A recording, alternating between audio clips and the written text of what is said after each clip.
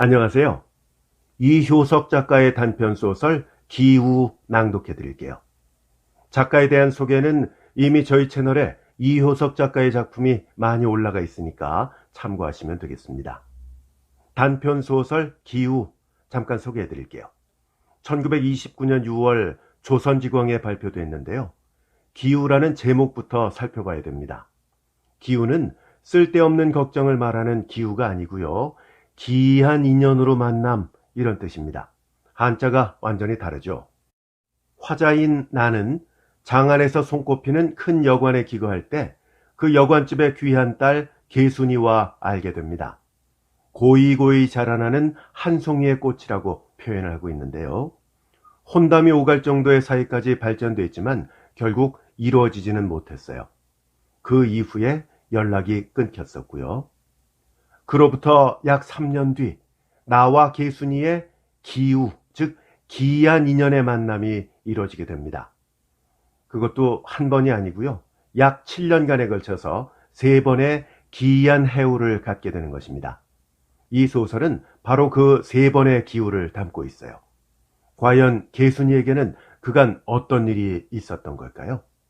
작품을 직접 들으시면서 확인하시기 바랍니다. 이러한 안타까운 인연을 그린 작품들이 또 있거든요. 강경애 작가의 단편소설 동정 강력 추천하고요. 이광수 작가의 수필 연분 함께 들어보시면 좋겠습니다. 강경애 작가의 동정, 이광수 작가의 연분 저희 채널에 이미 올려놓았고요.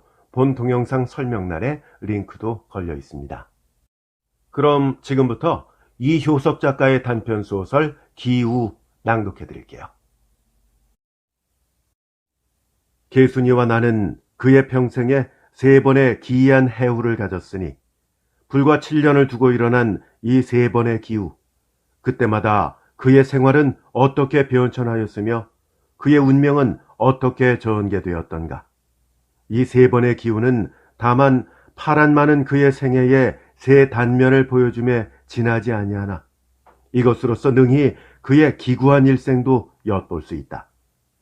3번의 기우가 일어났으리만큼 그와 나 사이에 그 어떤 기연의 실마리를 생각하지 않을 수 없는 나로서는 그의 방명한 생애를 한없이 슬퍼하고 그를 생각할 때마다 가슴속에서 크나큰 울분과 무서운 결심이 항상 새로워진다.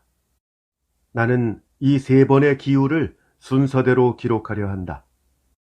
아무 연락 없는 무미한 3조각의 단편이 될지라도 그것은 나의 죄가 아니라 인생을 항상 그렇게 꾸며놓는 우주의 의지의 죄일 것이다. 8년 전이었다. 당시에 나는 우연한 관계로 어떤 괴상한 노파와 알게 되었다.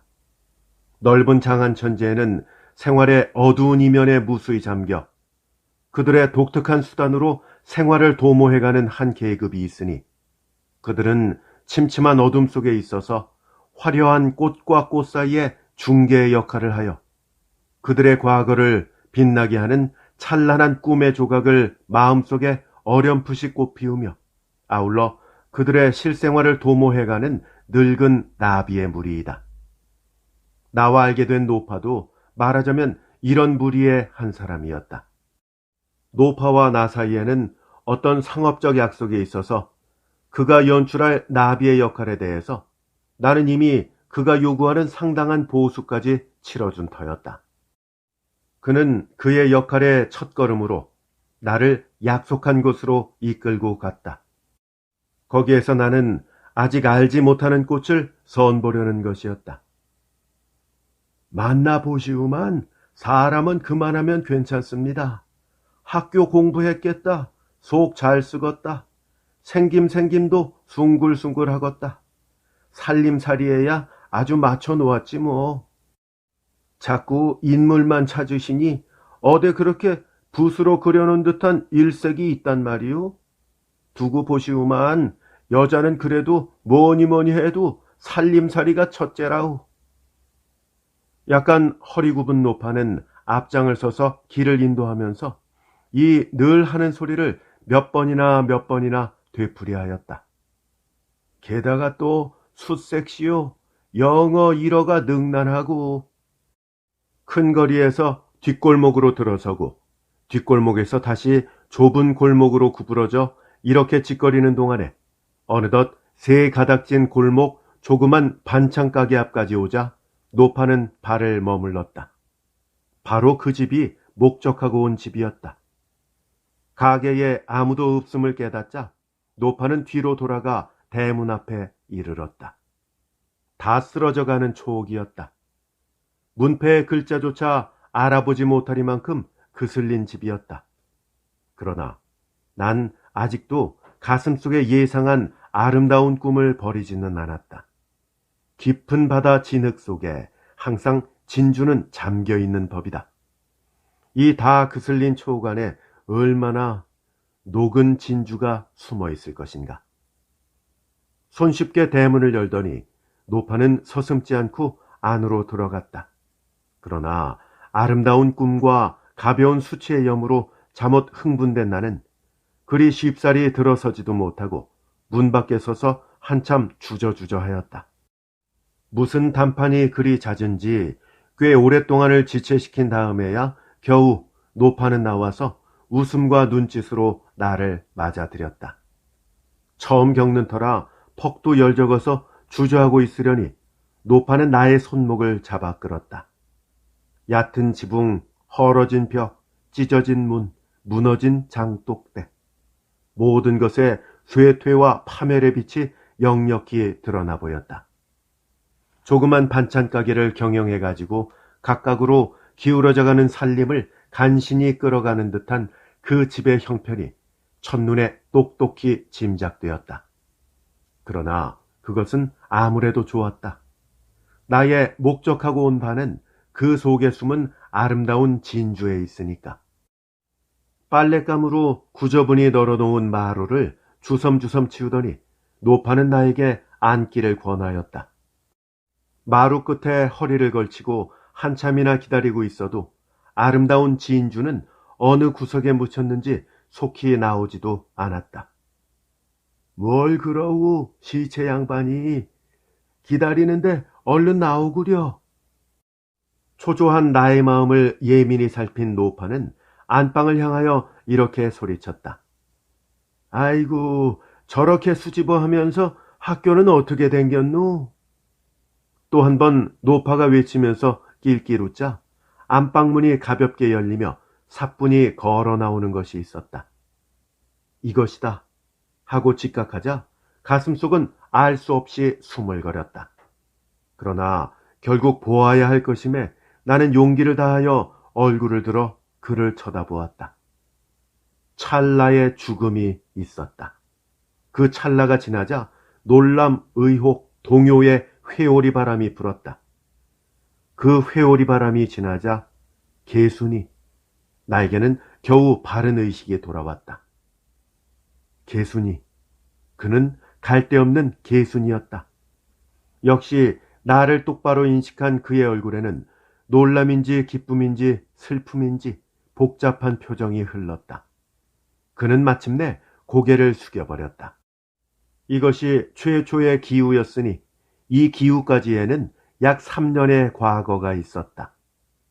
그 3년 전의 당시 낙원동 내거리에 넓은 간판 달린 한 채의 와가가 있었으니 장안에서 손꼽는 큰 여관이었다. 당시 일개의 서생인 나는 이 하숙을 겸한 여관에 기숙하고 있었다. 이 번잡한 집안에 고이고이 자라나는 한 송이의 꽃이 있었다. 그것이 곧 주인의 딸 개순이었다. 날마다 수십 명의 여객이 드나들고 10여 명의 학생이 뒤끓는 이 여관 안에서 그만은 맑게 자라났다. 그러나 공부가 점점 차가고 나이가 바야흐로 익어가매 주인은 은근히 그의 배우자를 물색하기 시작하였다. 이러는 즈음 무엇이 눈에 들었던지 간에 수많은 사람 가운데서 그는 나를 가장 많이 마음속에 두었다. 그래서 차차 나는 그와도 알게 되고 사귀게도 되었다. 마침내 그의 어머니는 그에게 영어책을 들려서 나의 방에 보내게까지 되었다. 사쿠라가 필 때엔 창경원에 동반하였고 달이 밝으면 고요한 마루까지 우리에게 더 주었다. 그러나 어쩐 일인지 나의 마음은 타오르지 않았다. 첫 순간에 타오르지 않더라도 차차 때가 가면 타는 수가 있으되 이것은 달이 가고 해가 넘어도 종시 타오르지는 않았다. 나의 마음은 끝끝내 맑고 굳었다. 그쪽에서 적극적으로 나오면 나올수록 나의 태도는 진중하고 소극적이었다. 말하자면 그만큼 그에게는 나의 열정의 불질을 아무것도 없었던 것이다. 타지 않는 곳에는 장난도 있을 수 없거늘 하물며 사랑이야. 나는 그 집을 떠남에 피차의 안전과 해방을 느꼈다. 이때로부터 첫 기후에 이르기까지의 긴 동안 도무지 그를 만나지 못하였다. 떠난 후 월요에, 즉 달포가 지났을 때 그 집을 찾았을 때에는 이미 그들은 어디론지 떠나버린 뒤였고 여관은 다른 이의 소유 밑에서 경영되어 나갔다.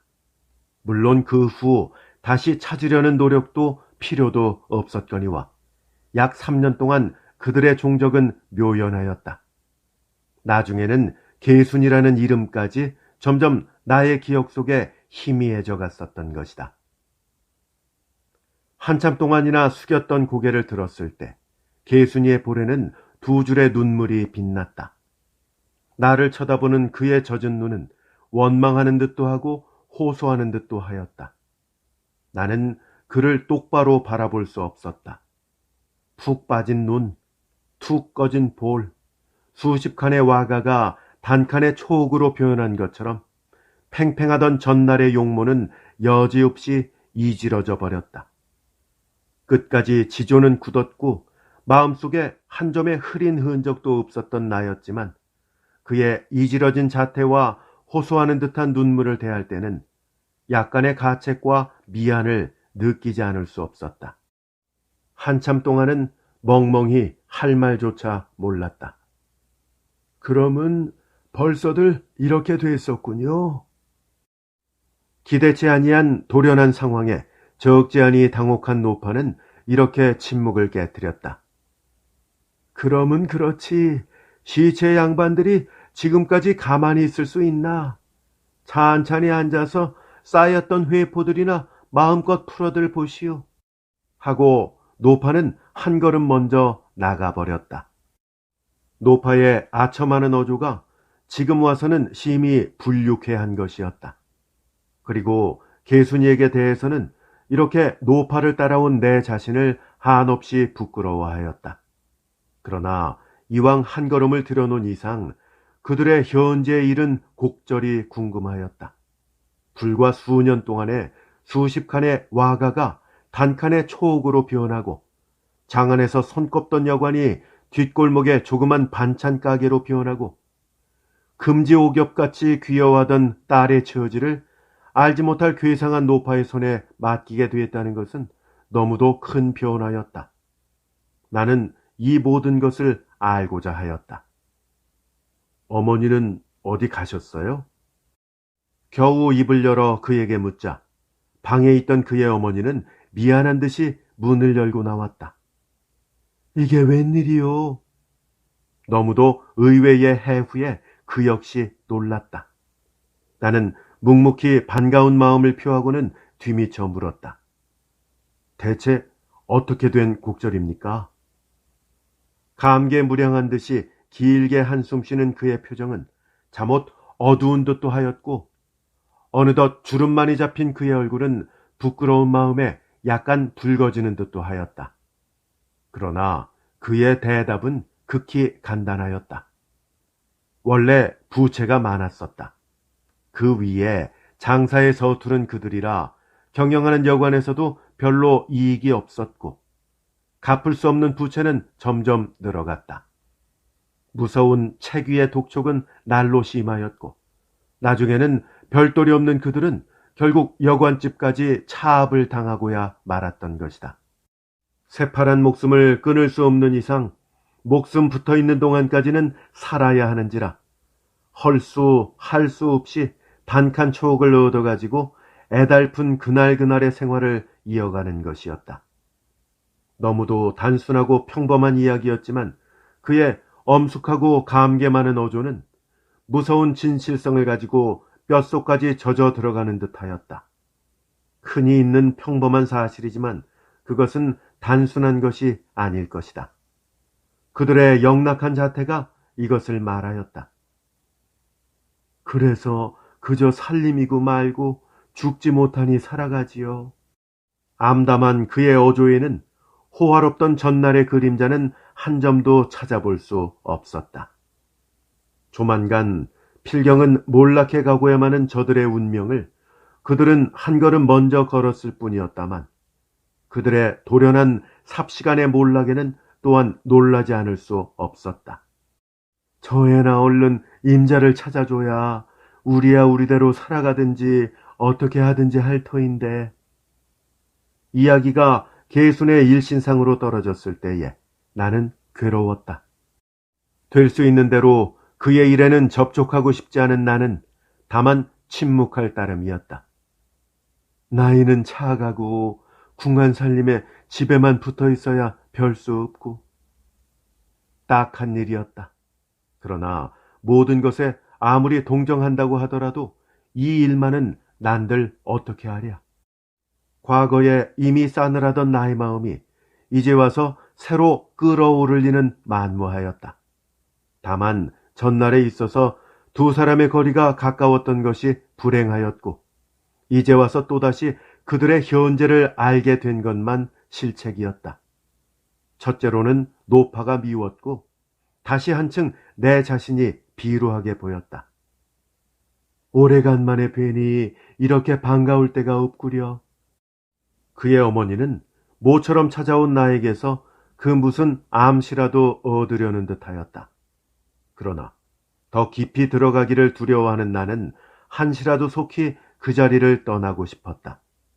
마침내 선명한 태도로 그 자리를 일어서려 하였다.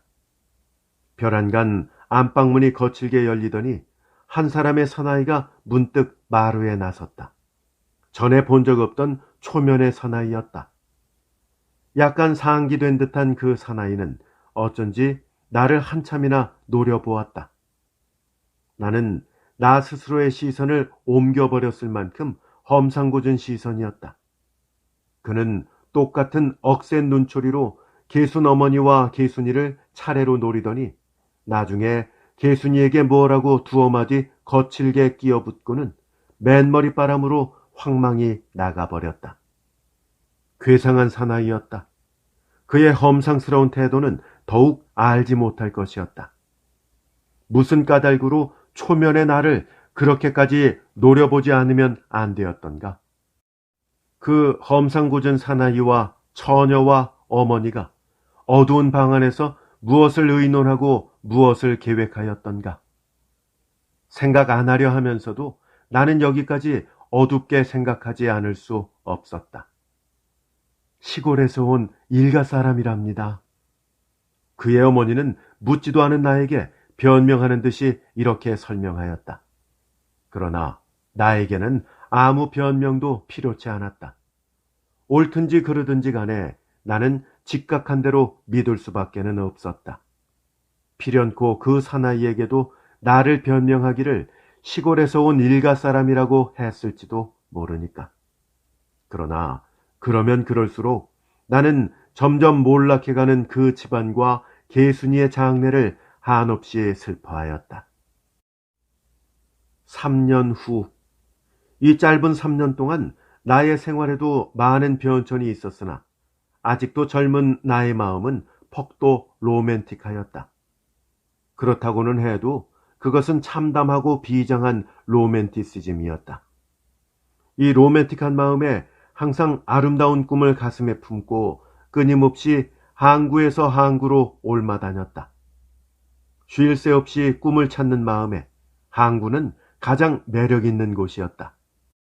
맑은 거리, 붉은 등불, 밝은 술집, 푸른 술, 젊은 계집, 푸른 하늘, 기름진 바다, 그 위에 뜬 배, 그리고 수평선.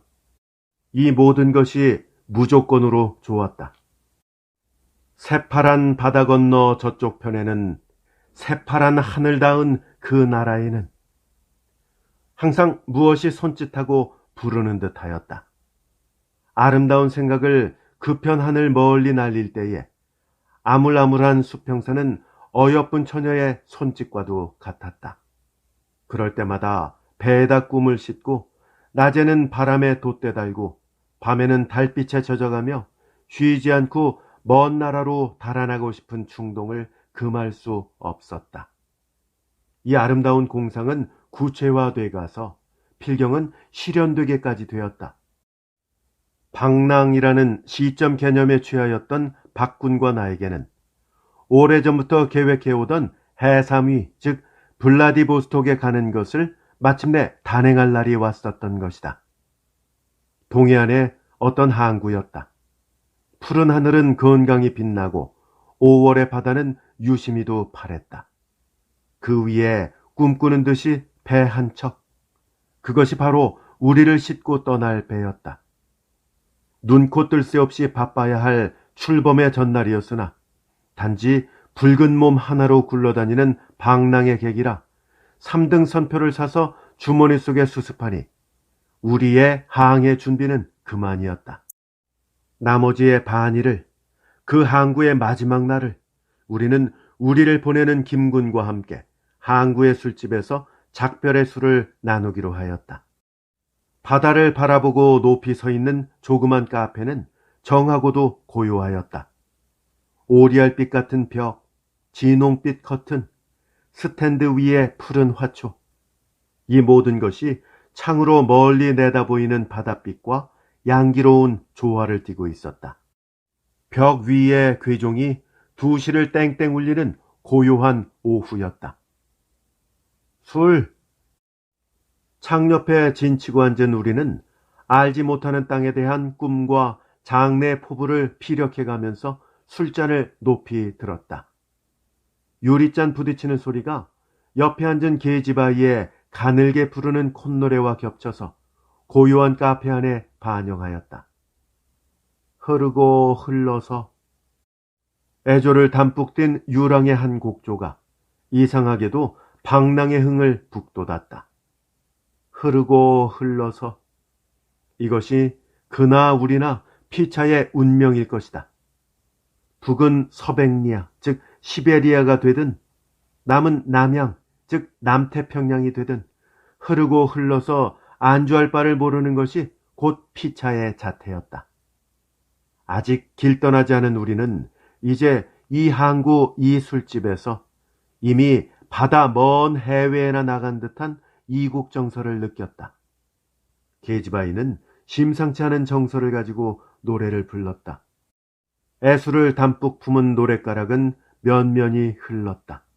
이제 이 고요한 술집 안에서는 모두들 제각각 자기들의 꿈을 꾸고 있었다.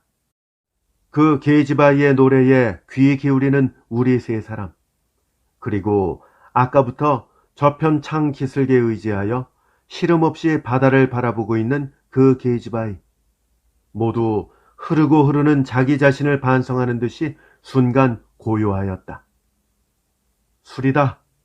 잔 가득 부어라. 모든 애수를 씻어버리고 나는 늠름히 소리쳤다. 마치 꿈을 죽여라, 행동이다 하는 듯이 늠름히 부러지졌다. 노래 부르던 계집아이는 또다시 붉은 입술에 웃음을 띠면서 술을 따랐다. 우리는 모든 감상을 극복하려는 듯이 함부로 술을 켰다. 가득히 부으면 한숨에 켜고 또 청하였다.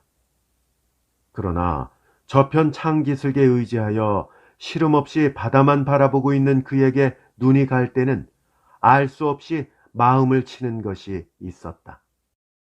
직업을 떠난 그의 초연한 태도에는 술집 계집아이 아닌 것 같은 품이 있었고, 뜨거운 석양을 담뿍 등지고 잠자코 바다만 바라보고 있는 그의 모양에는 그 무슨 깊은 것이 있었다. 옛 꿈에 잠겼는지, 현재를 한탄하는지, 미래를 응시하는지, 바다 건너편을 생각하는지, 그곳에 사랑하는 이를 그리워하는지, 시름없이 바다만 바라보는 그의 자태는 몹시도 애처로웠다. 나는 일어서서 그에게로 가보고 싶은 충동까지 느꼈지만 고요한 그의 기분을 깨칠까 두려워서 술 따르는 계집아이에게 물어보았다. 유리짱! 하고 그가 건너편을 향하여 부르자 바다만 바라보고 있던 그는 손수건으로 고요히 눈물을 씻으면서 이쪽을 향하였다. 얼굴 모습은 똑똑히 안 보였으나 흐트러진 머리, 눈물에 이지러진 분기가 흐릿하게 보였다. 그는 이쪽에는 아무 관심도 안 가지고 또다시 바다를 향하였다. 아노 히도이스데모 나이데 바카리 이르노요. 어딜 가든 저런 사람은 흔하죠. 다마짱은 이렇게 설명하였다. 그리고 그가 약 일주일 전에 이 카페에 왔다는 것, 카페 여급으로는 처음이라는 것, 따라서 손님 접대에 능란치 못하다는 것, 그의 과거에 대해서는 한마디도 입을 열지 않는다는 것, 언제든지 혼자 눈물만 흘린다는 것, 이런 것들을 대충 이야기하였다. 그의 태도로 보나 이야기로 보나 센티멘털한 부르주아 소녀가 아닐 것임에 그 역시 남처럼 밝은 인생을 살아오지는 못한 불행한 사람임을 짐작할 수 있었다. 어디서 흘러오고 장차는 어디로 흘러갈 슬픈 인생인가. 흐르고 흐르고 모두 똑같은 운명이로구나 하고 생각할 때에 서로 알지 못하는 그와 나이지만 나는 그에게로 기울어지는 한 조각의 마음을 어찌할 수 없었다. 멀리 방랑의 길을 떠나려는 이 마지막 날에 깊은 인생을 이해하는 듯한 그와 이야기라도 한마디 건네보고 싶었다. 유리꼬상, 나는 마침 그를 불렀다. 그러나 그는 여전히 명상에 잠겨 있을 뿐이었다. 대답을 얻지 못한 나는 열적어서 그만 침묵해버렸다. 그러자 이 고요한 카페는 새 손님을 맞아들이자 잔잔하던 공기를 깨뜨렸다. 정복한 일본인 순사 한 사람과 형사인 듯한 사복한 사나이가 거칠게 문을 밀고 들어왔다. 정복 순사가 카페에 온다는 것은 어울리지 않고 하기에 나는 문득 우리 세 사람 위에 무슨 불행이나 일어나지 않을까 하는 좋지 못한 첫 느낌을 받았다. 벼르고 벼르던 해삼위 행이 또 깨어지나 보다 하는 불안에 떨었다. 단나와도 고다. 주인은 어디에 있지? 사복한 사나이는 이렇게 소리치더니 저 혼자 서슴지 않고 2층으로 올라갔다. 그는 방안을 자세히 휘둘러 보았다. 아무래도 일은 일어나고야 말 형세였다. 우리는 속히 그 자리를 떠나려고 했지만 일이 벌써 이렇게 된 이상 그것은 더욱 불리할 듯하였다.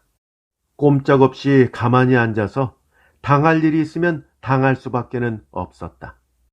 우리를 노려보던 그는 그 시선을 건너편 유리코에게로 옮겼다. 그리고 한 걸음 한 걸음 그에게로 가까이 가더니 나중에 정신없이 생각에 잠겨있는 그의 등을 쳤다. 유리코는 깜짝 놀라 그를 쳐다보더니 기절이나 할 듯이 두 팔로 얼굴을 가리고는 두어 걸음 뒤로 물러섰다. 그는 무엇인지 높이 소리치더니 거칠게 그를 붙들었다. 심히 놀란 듯한 유리코는 말없이 몸을 빼치려고 애썼다. 이를 당하는 것이 우리가 아니고 유리코라는 것을 알았을 때에 우리는 적지 않은 안도를 느꼈지만 꿈꾸는 듯한 유리코에게 불행이 닥쳐오는 것을 볼 때에는 미안하고도 애처로웠다. 몸을 빼치려고 무수히 애쓰던 유리코는 기진맥진하여 그 자리에 쓰러져 버렸다. 벼란간 막았던 보나 터지는 듯이 높은 울음소리가 유리코의 심장에서 터져 나왔다. 애를 못 이기고 서름을 못 이긴 듯한 울음소리였다. 나는 곧 일어나려 하였지만 그러나 그것도 쓸데없는 무력한 의분에 지나지 못함을 깨달았을 때 나는 애달팠다. 2층에 올라갔던 사복한 사람이 황망히 내려왔다. 그의 뒤에는 남편과 아내인 듯한 두 양주가 공손히 따라 내려왔다. 그들은 두 양주에게 뭐라고 이르더니 쓰러진 유리코를 잡아 일으켰다. 필연코 밀매라도 하였거나 돈 많은 손님을 집어먹었거나 하였으리라고 생각하였다. 싫다고 발버둥치는 유리코를 그들은 그 옷 입은 그대로, 흩어진 머리 그대로, 눈물에 젖은 얼굴 그대로 그를 끌어냈다. 눈물에 젖은 그의 얼굴, 나는 이제야 그를 똑똑히 보았다. 나의 시선은 잠시간 그의 얼굴에 못 박혔다. 그리고 두 번째의 찰나의 죽음이 있었고 놀람과 동요의 회오리 바람이 불었다. 유리코, 그는 두말할 것도 없이 개순이었다. 기모노를 입은 개순이었다. 나는 그에게로 달려들어 나라는 것을 알리고 싶었다. 그러나 벌써 그는 문 밖까지 끌려나간 뒤였다. 그 역시 나를 보지는 못하였다. 그것이 운명이었다. 폭풍우가 지난 뒤 같았다. 어떻게 하면 좋을지를 모르는 나는 잠시 술집 주부의 이야기에 귀를 기울였다. 그의 이야기에 의하면 유리코는 일주일 전에 서울에서 도망온 여자였다. 집이 가난해서 어떤 사나이에게 팔려갔다가 난폭한 그 사나이에게 버림을 받자 두 번째 또 다른 누군가에게로 팔려갔었다. 그러나 그가 징글징글하고 몹시도 싫어서 마침내 그 집을 벗어나서 멋대로 도망해 왔던 것이다. 생각하지 말자, 접촉하지 말자 하던 개순이의 운명에 또다시 이렇게 스친 것을 나는 슬퍼하였다. 이게 무슨 몹쓸 운명의 장난인가? 개순이의 애처로운 마지막 자태가 문득 눈앞에 떠올랐다. 나는 전에 없던 애착을 이제 새삼스럽게 느꼈다. 그리고 그의 집안에 대해서도 생각났다. 3년 전에 보았던 그 집안은 지금 어떻게 되었을 것인가? 뒷골목의 반찬가게 초가집, 그의 어머니 아버지, 나중에 단 하나의 외딸까지 이렇게 팔아먹게 된 그들의 몰락의 과정이 눈앞에 역력히 비치는 듯 하였다. 개순의 자태가 또다시 눈앞에 떠올랐다. 나의 정신은 혼란하였다. 나로서 어떻게 했으면 좋을지를 몰랐다. 그의 뒤를 쫓아가 볼까? 그러나 무슨 소용이 있으리요? 그를 건지기에는 나는 너무도 무력하였다. 그리고 내일은 동무와 같이 해삼 위로 떠날 날이다.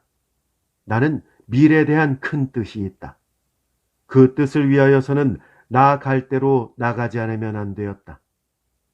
다만 그에 대해서는 마음으로부터 미안한 생각을 억제할 수 없었다. 동무들에게 이끌려 카페를 나와 저물어가는 해안을 걸어가는 나의 마음속에는 우울의 구름장이 뭉게뭉게 피어올랐다. 그로부터 세월은 흘러갔다. 바다와 항구와 거리를 헤매고 헤매고 나는 넓은 세상과 수많은 인간 생활을 화려히 해득하였다. 지 시달린 심장에는 굳은 결심이 못 박혔다. 마침내 나는 새빨간 피에 전부를 바쳐서 몸을 던졌다. 여름도 차차 늙어가는 작년 9월, 모 총동맹의 위원 중에 한 사람인 나는 어떤 사건에 조사 책임을 지고 하얼빈까지 갔었다. 의외로 일은 쉽게 끝나고 예정보다는 이틀의 여유가 있었다. 동지 박군과도 오래간만에 만났고 나에게 하얼빈은 처음 길이기도 하기에 나는 박군의 안내를 받아 하얼빈의 사생활을 자세히 구경할 생각이었다. 그래서 마침 나는 크고 작은 거리도 구경하고 러시아 사람이 많이 사는 유명한 키타이스카야 거리의 마굴도 엿보았다. 보드카의 취해도 보고 아름다운 얼굴을 가진 계집 소냐도 알게 되었다. 하지만 소냐의 이야기는 여기에서는 나오지 않는다. 밤의 하얼빈은 더 한층 아름다운 도회였다. 깊은 어둠 속에 총총이 박힌 무수한 등불이 하늘의 별과 연하여 보였다. 그날 밤에도 박군과 헤어진 나는 보드카의 취응을 못 이겨서 시원한 바람을 쏘이면서 숭화강 연안을 거닐었다. 아름다운 하얼빈의 야경과 숭화강을 불어 건너오는 싸늘한 바람에 무상의 쾌감을 느낀 나는 강 연안을 거닐면서 한 걸음 두 걸음 조그만 중국 사람 거리로 발을 옮겨 놓았다. 얕은 집, 수많은 노점, 바퀴 작은 수레, 불쾌한 취기. 어느덧 나는 강 연안을 벗어나서 중국인 거리의 복판까지 들어갔다.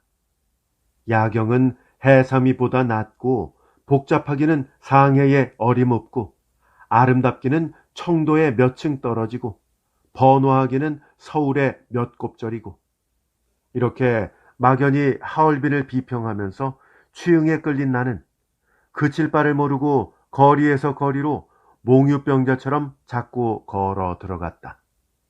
그렇게 함부로 걷는 동안에 길을 어떻게 들었는지 나중에 나는 조그만 알지 못할 거리에까지 갔다. 등불도 없고 인기척도 없는 어둡고 고요한 거리였다. 그 거리를 굽어서 더욱 작은 거리로 몇 간 걸어가자 나는 지붕도 없고 처마도 없는 석유통처럼 네모지게 짠 괴상한 집이 나란히 들어있는 것을 발견하였다. 그중 몇 집만은 문이 열려 있고 그 안에서 행길로 향하여 희미한 등불이 흘러나왔다. 흐릿한 정신에도 괴상한 느낌을 받았다. 빈민굴이로구나 하고 나는 생각하였다. 세상에 도회 쳐놓고 빈민굴 없는 곳이 없다. 굉장한 돌집이 질비해 있는 그 반면에 반드시 쓰러져가는 빈민굴이 숨어 있으니 이 뼈저린 대조를 현재의 도회는 모두 보이고 있다. 하얼빈의 빈민굴은 또 어떤 것인지를 보고 싶어서 나는 늘어있는 집 앞으로 가까이 걸어갔다. 희미한 등불이 흘러나오는 집 문간에까지 가까이 가서 안을 흘낏 엿본 나는 그 자리에 장승같이 서버리고 말았다. 그 속은 한 칸의 방이었다. 방 안에는 높직한 단이 있고 단 위에는 자리와 요가 펴 있었다. 그 위에 젊은 중국 여자가 두 다리를 뻗고 음란히 앉아 있었다. 두 팔을 드러내놓고 새파란 중국복에 쌓인 젊은 여자였다. 그는 나를 보았는지 이쪽을 향하여 웃음을 던지면서 손짓을 하였다. 그러다가 나중에는 두 다리를 안으로 쪼그리고 두 팔로 옷을 걷어 올리더니 발가벗은 하반신을 서슴지 않고 나타내 보였다.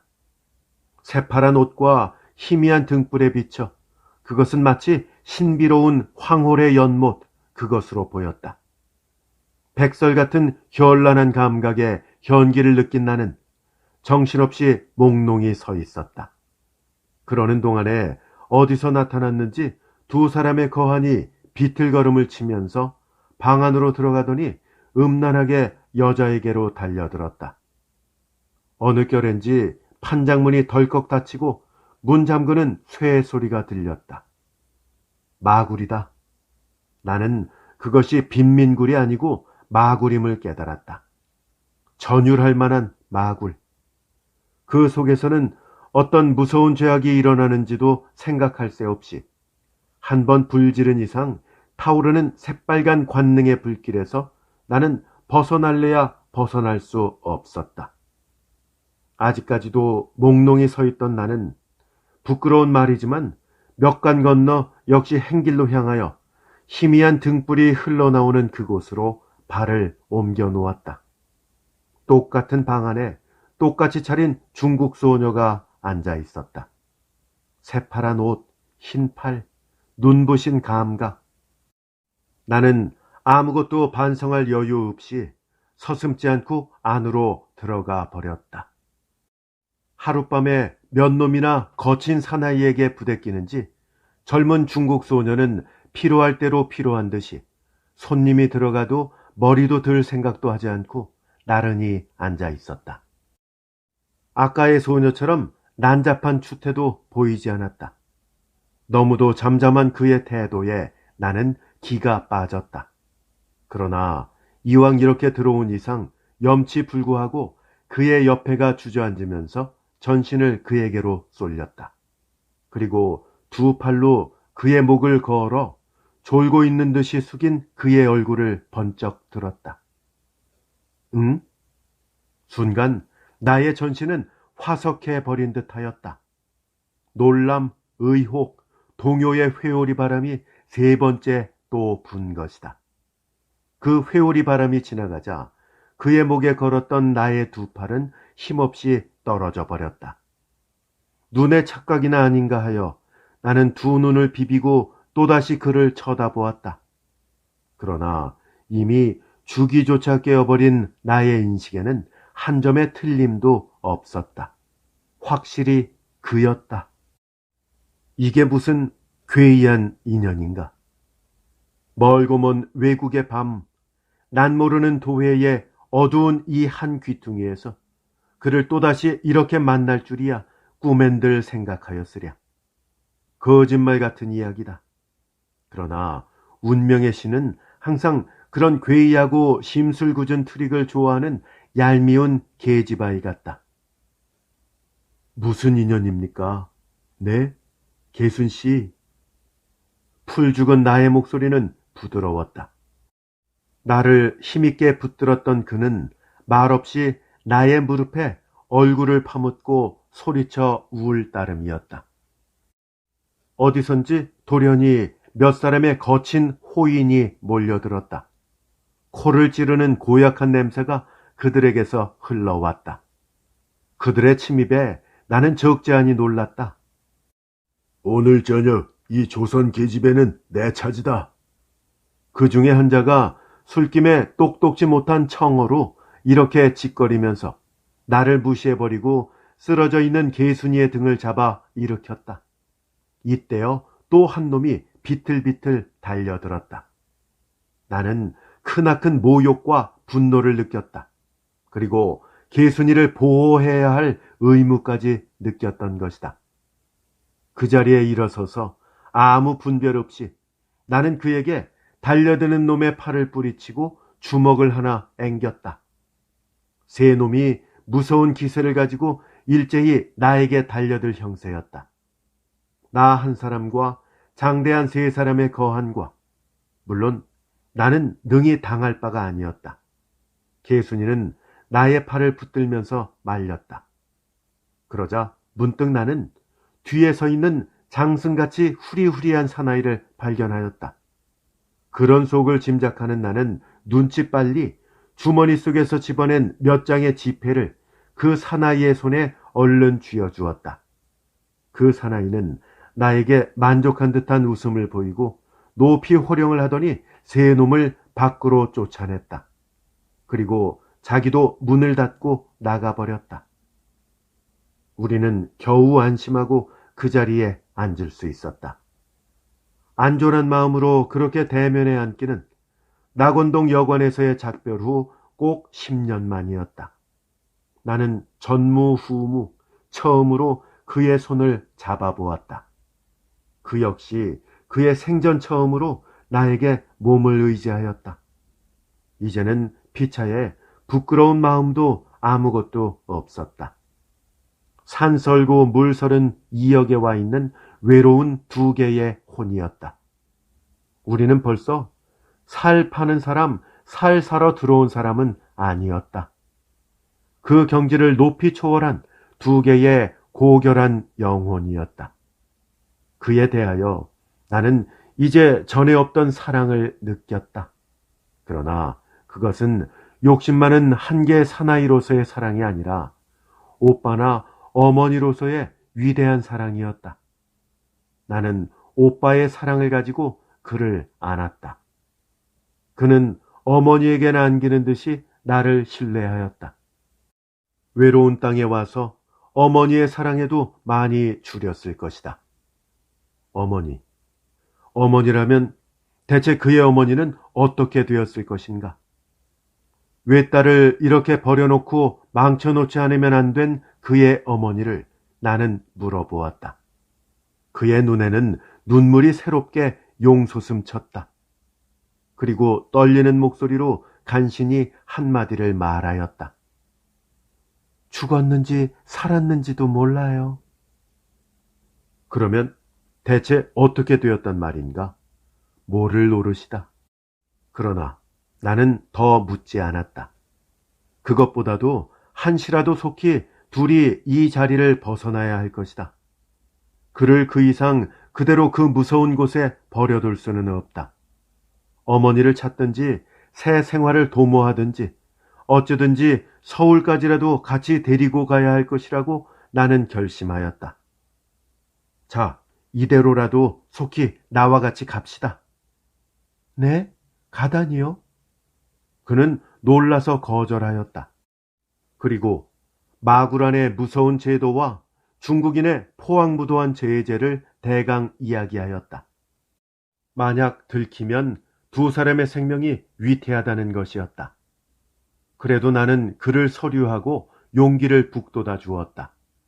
주인의 양해를 얻어서 요구하는 대가로 그의 몸을 빼내려고까지 계획했을 때 개순이는 감격의 눈물을 흘렸다. 그러나 한참이나 있다가 그는 극도의 절망한 태도로 서슴지 않고 두 팔을 걷어 보였다. 가련한 일이었다. 두 팔과 어깨 쭉지 할 것 없이 흰 살 위에는 무서운 자색 반점이 군데군데 솟아 있었다. 감염된 외국인의 독한 병독으로 인하여 젊은 살이 점점 썩어 들어가는 것이었다. 나는 다시 놀랐다. 그리고 침착한 태도로 그를 위로하고 굳은 결심을 요구하였다. 그리고 내일 아침에 일찍이 상당한 액을 변통하여 가지고 와서 주인과 담판하여 모든 일을 결정하기로 굳게 약속해놓고 그곳을 나왔다. 번잡하던 도에는 고요히 잠들고 이역의 밤은 깊었다. 취중에 정신없이 헤매던 거리지만 맑은 정신에는 극히 단순한 거리였다. 나는 손쉽게 거리를 빠져서 마침내 밤 이슥히 박군의 숙소를 찾았다. 경성행을 하루 연기하기로 하고 이튿날 아침 일찍이 나는 박군의 호의로 상당한 금액을 수중에 차고 박군과 함께 어젯밤 그곳을 찾아갔다. 수면 부족으로 흐린 나의 머릿속에는 전날 밤 일이 마치 필름처럼 전개되었다. 생각하고 생각해도 개순이의 이때까지 운명이 너무도 참혹하였다. 그러나 생활이란 항상 이로부터다. 이로부터 사람답게 뜻있게 살아간다면 그만 아닌가? 나는 모든 것을 억지로라도 밝게 생각하려 하였다. 숭화강을 옆으로 끼고 어제 걷던 거리를 찬찬히 찾아 내려가면서 결국 그곳까지 갔다. 석유통처럼 네모로 짠 집들, 그것은 낮에 보니 더 한층 참담한 것이었다. 그 속에 개순이가. 모두 거짓말 같았다. 그러나 그것은 거짓말이라면 오중이나 좋으랴. 아직 문이 닫힌 집도 있고 열린 집도 있었다. 우리는 몇 집을 거쳐놓고 그것인 듯 짐작되는 집 앞까지 가서 문을 열고 들어갔다. 좁은 방 안에 2, 3인의 중국인이 들어서서 황망한 태도로 무엇인지 수근수근 의논하고 있었다. 우리가 들어가는 것을 보고 그들은 깜짝 놀라 일제히 이쪽을 향하였다. 그 중에 후리후리한 사나이는 주인인 듯한 어젯밤의 그 사나이였다. 나는 그들을 해치고 들어가서 무엇보다도 먼저 단 위에 개순이를 찾았다. 이불을 푹 쓰고 있는 그는 아직까지 잠자고 있는 듯하였다. 나는 단 위에 올라가서 그를 깨웠다. 후리후리한 사나이는 나를 붙들면서 만류하는 듯하였다. 그것도 불구하고 나는 깨웠다. 흔들었다. 그러나 그의 잠은 너무도 깊이 들었다. 너무도 깊이, 영원히 깊이. 나는 황망하였다. 정신이 산란되었다. 다시 흔들고 흔들었지만 맥은 이미 끊어졌고 전신은 싸늘하였다. 헬쑥한 얼굴을 들여다보았을 때 나의 가슴은 무너지는 듯이 비통하였다. 개순이, 개순이. 뜨거운 눈물에 세상이 캄캄해졌다. 그칠 줄 모르고 쏟아지는 눈물 사이로 나는 그의 머리맡에 놓인 조그만 약병과 한 장의 글바를 발견하였다. 나에게 주는 유서였다. 눈물을 뿌려가면서 나는 그것을 읽었다.